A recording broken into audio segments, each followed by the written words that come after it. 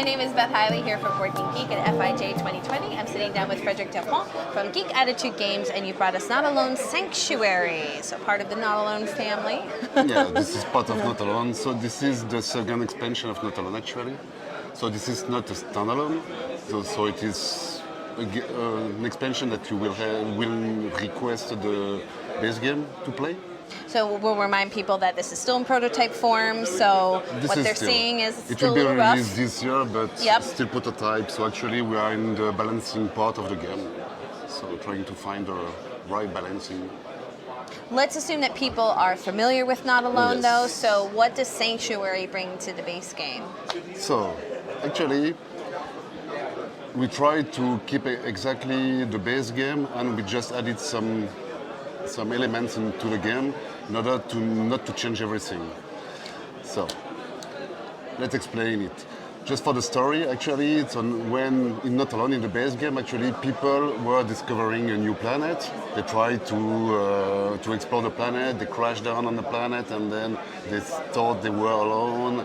They were not. So actually, the base game, the idea is the hunted were trying to save time in order to wait for the rescue team. It was the first part. Actually, the story is 1 century ago, the planet was already discovered by the corporation of the humans. They tried a terraformation experiment on the planet, and it was successful, so it gave the atmosphere of the planet, but it gave life to the planet. The corporation just decided to forget this planet and say, okay, this is the mis-experience, and they left the humans on the planet on their self. So actually, those guys succeed to survive on the planet thanks to a sanctuary that they built. Hence the name. This is a moving city. So they erase the planet from the map of the spatial map, Right. and 1 century later, that's the start of Not Alone. You rediscover the planet actually, and you crash on the planet. Why do I explain it? It's because most of the mechanics are based on this story. So, what happened in the game? So in the base game there was 4 phases. Now there are 5 phases. Most of them didn't change. So the phase 1, for those who know the game, actually this is the phase during which players are exploring the planet. So they start with 5 places from 1 to 5, and phase 1 just they play 1 places. That's it. That's the phase 1 basically. Didn't change. So the new expansion doesn't change this phase. Phase 2, this is the phase of the creature. The creature will try to catch the humans, the hunted. So the creature has 3 tokens: the creature, the target, and the planet. Sometimes 1, 2, and up to 3 tokens. So during the phase 2, the creature is trying to catch the humans. No change. Right. So it's exactly the same. So now during the phase 3, actually, basically this is the same. Creature, if it catch, the humans will lose some will, the assimilation token will move, and so on. Artemia, same effect. The target, same effect. So basically the target is just the representation of the hunt cards. So now if you're not catch, we brought two new options.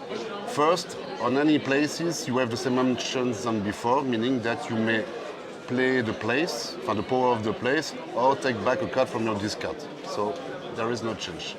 Now you see on the board or the planets, you have a new token, which is the sanctuary, the moving city. So if you play on adjacent places to the sanctuary, you may find new cards, that's survivors. Actually, those survivors, like, I don't know if you remember the movie Lost, this is the same. When you crash on the planet, actually there was 2 parts of the spaceship. You are part of from the front side of the ship, and the other ones are those guys that you may try to find on the planet. When you take those guys, so on an adjacent places, you will apply directly the effect of the card. In this case, you will take back 2 cards from the discard. This one will put the tokens on the planet like before, and so on. And then you take the survivors with you. So on those cards, whether you play the power of the place, or take back a card from the discard, or you rescue someone from the planet. Now the second option is on these places. So if you're on the places where Sanctuary is, you have a new option also. So whether you play the power of the place, or take back a card from the discard, or you may try to develop the city. So in the base game, you had only one board. Now we are bringing a second board. So this second board will bring a second option for the hunted to survive on the planet. Actually, this is the same mechanics. So the rescue team, if this token arrives on the star, you win. The hunted win the games. The assimilation token, if it arrives on the star, the creature wins the game. Now, actually, you may develop the sanctuary. So actually, this is a defense token, so you will improve the city.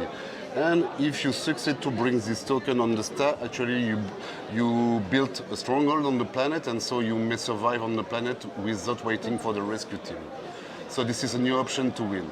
So how to develop this track? Actually, if you are on the sanctuary and you are safe, so you are not catched by the tokens, you may move the token by one.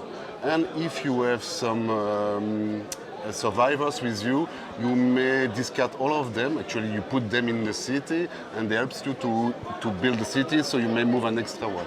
So you move up to 2. On this track, you will have some bonuses that you may win. In this case, all the players get back a card from the discard. Nice. This one will kill one of the evolution of the creature. That's the one I didn't talk yet. And that's it. So basically, phase 3, that's exactly the same, but you have 2 new options on the adjacent places of Sanctuary, survivors, or develop the city if you're on the city. Phase 4, no change. So that's the cleanup of the board. So you take back the token, you move the rescue token, you draw one end card, and so on. And now this is a new phase. This is the phase 5. Phase 5, actually, first the city will move on the next places. It will move this way for 5 and always like this. If this token move on this position, then you open the second line, and then the token will move around the planet. So that's one thing. Those survivors, you have always 2 available. So at the end during the phase 5, at the end of the turn, actually, if you took 1 or 2 of them, you just reveal new ones for the next turn. And then those cards. Our last piece. So those cards actually are an evolution of the creature. There are 2 types of cards. They are all the same, but there are 2 levels of cards. Level 1, level 2. The cards level 1 will cost between 1 and 3 DNA token, and the level 2 will cost between 4 and 6, just depending on the power. So there are new tokens, which are the DNA tokens. Makes sense. At the start of the game, the creature will start with 3 of those cards. The creature may choose between level 1 and level 2, and they can mix. So for instance, 2 level 1, 1 level 3. And depending on the number of hunted, the creature will start with 1, 2, or 3 DNA tokens. That's the setup. So during phase 5, you move the city, you refill the survivors, and then the creature has 2 options, evolution or nesting. Evolution means that the creature will get 1 DNA token for free. That's automatic. Then the creature with the DNA token that it has may buy cards. The cost is 1 DNA token, and it may also play the cards. And evolve. Just evolve, that's it. And basically the price is the price indicated. And then the effect is on each card. That's it. Each card has an effect, but those cards are permanent effect, meaning that the creature will become stronger and stronger during the game. Now, is this part always played with the survivors and the sanctuary, like, or is this sort of a module that you could play? No, up to now we haven't tried to play it separately. This is a full package, the expansion. And this is not all. All right. So first, evolution, or the creature may try to nest. So how does it work? Instead of taking one DNA token, the creature takes 3 DNA tokens. This is a kind of, and when it nests, the defense token moves. Actually, the time that the creature is spending to nest, the humans have time to develop the defense of the city. So this is... But that's a chance for him to get a lot of tokens to maybe buy a very powerful card. Makes sense. Makes sense. Just taking time, but you move, and if you move, again, you may give some bonuses to the humans. So the board will be actually both sides for the number of players. Last new things are those cards. Actually, the Hunted will have an avatar. So at the start of the game, actually, we will give 2 cards to each player. Each player will choose one of them, and then that's you. You will start the game with a power. This is also a permanent power.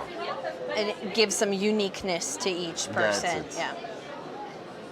And how many of these different power cards or character cards are? I do believe that we will have 12 of them in the box, because this is up to 6 hunted, 2 to 7. So to give 2 to each player, you need at least 12. But up to now we have 14, 15, so we will have promo cards again. Now, is the plan, obviously these prototypes are in French. Yes.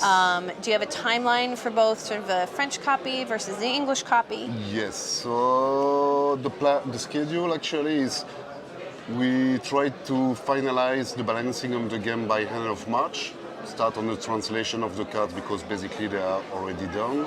So then the rules. And the target is to finalize the English version by end of April, and Stronghold will launch a Kickstarter of the English edition in May. Great. All right. That's the plan. So most probably delivered in September or something. Well, Frederick, I'm really excited that you and I got to sit down together. I believe when Not Alone was, the base game first came out, I think that was an interview with you and me, if I'm remembering right.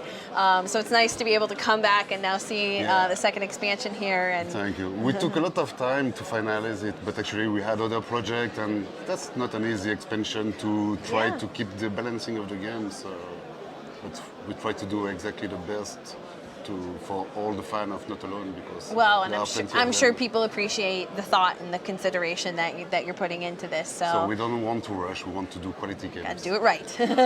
Well, if you guys are excited to have another expansion to Not Alone, it's coming out later this year, probably via Kickstarter, via Stronghold, at least for the English version copy. English version, So Frederick, thank you again. Thank you very much.